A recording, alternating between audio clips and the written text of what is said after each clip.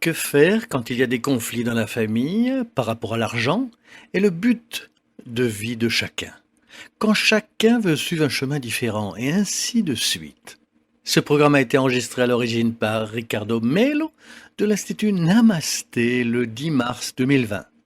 Les audios sont préparés par des volontaires de la pilule de l'Évangile. Notre équipe de collaborateurs a toujours besoin d'aide.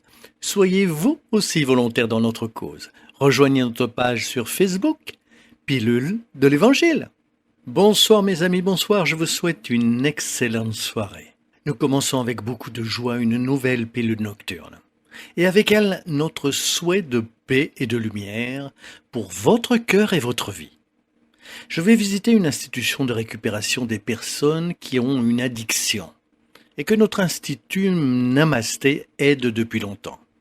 C'est avec beaucoup de joie que nous ferons un exposé avec les amis de l'institution, les internes et les familles. Je me réjouis de partager avec vous ce magnifique travail que cette fondation réalise pour venir en aide aux personnes qui souhaitent une nouvelle chance dans la vie. Et qui d'entre nous ne le mérite pas ou ne le souhaite pas? J'enregistre publiquement ici mes félicitations pour leur magnifique travail et pour venir en aide à tant de personnes.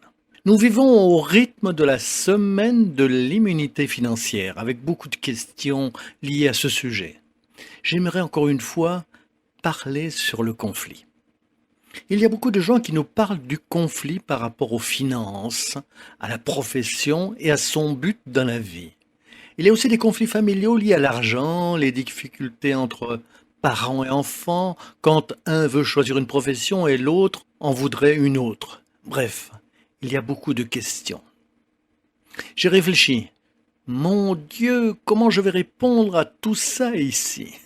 Dans ce sens, j'aimerais dire, que faire quand il y a des conflits dans la famille par rapport à l'argent et le but de vie de chacun, quand chacun veut suivre un chemin différent et ainsi de suite? Ma réponse est toujours que je crois important pour tous les domaines de la vie. Il n'y a rien de mieux que la communication, le dialogue franc, ouvert et respectueux, pour que les gens qui s'aiment apprennent à vivre ensemble malgré les opinions différentes chacune. Pour ce qui concerne la carrière ou les finances, c'est la même chose. Nous connaissons tous des histoires de ce genre. Moi-même, j'ai entendu pendant mon enfance ou mon adolescence des histoires du genre. Mon père a une étude d'avocat, et il voudrait que je sois avocat, mais j'aimerais être chanteur. Je suis musicien et j'aimerais que mon fils joue d'un instrument, mais il veut devenir fonctionnaire. Je suis fonctionnaire public, mais mon fils veut ouvrir une entreprise. Et la personne qui possède une entreprise dit « Je possède une entreprise et mon fils veut devenir fonctionnaire public. » C'est compliqué, n'est-ce pas? Et de cette manière, les gens se disputent. Mes amis, il faut comprendre que nous sommes des êtres en pleine évolution et uniques. Chaque individu est responsable de lui-même, des choix qu'il fait, de son destin. Moi, par exemple, j'ai 2 enfants, je les aime beaucoup, mais chacun est responsable de ses choix. Pardonnez-moi, mais c'est cela. Nous les éduquons, ma femme Fabiana et moi, mais leur choix leur appartient. Raphaël a 21 ans, c'est un adulte. Isadore, elle est encore plus jeune, mais certainement, elle fera elle aussi ses propres choix. De cette manière, aucun d'eux n'a besoin de travailler comme coach financier, être entrepreneur ou avoir une institution sociale juste parce que je fais cela. Et ni avocate parce que Fabienne l'est. Ça n'a aucun sens d'influencer. Quand nous donnons de la liberté aux personnes que nous aimons afin qu'elles choisissent leur choix et paient le prix de leur choix, nous permettons à l'autre de vivre la vie qu'il doit vivre. Je sais que par la pression financière, nous devons faire des concessions. Par exemple, vous n'arrivez pas à avoir assez d'argent pour payer vos factures. Et tout d'un coup, votre mari ne veut pas travailler dans un certain milieu. C'est compliqué. Ou tout d'un coup, vous vivez une situation compliquée, ayant besoin que votre épouse vous aide, parce que vous n'arrivez pas à payer vos dépenses. Et elle ne veut pas travailler là où elle a été prise. Je comprends qu'il y a vraiment des situations qui, quelquefois, sont conflictuelles parce qu'il y a une limite. Quelle est cette limite? Je ne peux pas vous la définir ici. C'est à vous de découvrir cela. À travers le dialogue, vous trouverez quelle est cette limite. en dialoguant ensemble avec de l'amour sur ces réflexions.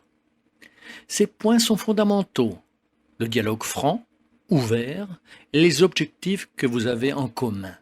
C'est cela qui va apporter la lumière au couple. C'est pour cela que nous parlons souvent d'évolution. C'est un de nos objectifs. Donc il est fondamental de comprendre que chacun a son chemin et que vous pouvez réussir financièrement et spirituellement en même temps que vous pouvez prendre soin de votre âme.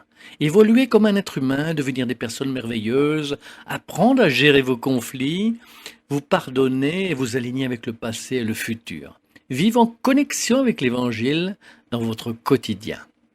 Et de cette manière, vous comprendrez que vous pouvez être d'excellents professionnels tout en donnant votre soutien, votre épouse, vos enfants, vos parents, vos amis, enfin, que chacun puisse se découvrir. Mais si parfois, à un moment, nous devons laisser un rêve de côté pour que l'autre puisse s'épanouir, et une autre fois, ce sera l'autre qui fera de même. Il laissera de côté un de ses rêves pour que vous puissiez vous épanouir à votre tour. C'est un échange. Je pense que de cette manière, quelquefois dans ma vie, je dois me défaire de quelques rêves et je le fais avec joie pour ma famille. Je n'ai aucun doute qu'ils le feront aussi pour moi. Et ainsi, nous prenons soin les uns des autres. C'est ça l'amour. C'est avec cet objectif que Dieu nous fait naître dans une famille, pour apprendre à échanger, à s'aider, à nous aimer, indépendamment des circonstances. Comme Jésus a dit, « Mais heureuses sont vos oreilles qui entendent et vos yeux qui voient. » Merci à vous qui suivez et qui partagez les pilules de l'Évangile avec tant de personnes et qui nous suivent aussi sur Telegram. Bref, qui nous suivent dans les autres projets. Restez dans la paix de Dieu, de la lumière et de la paix à vous et à bientôt, à très bientôt.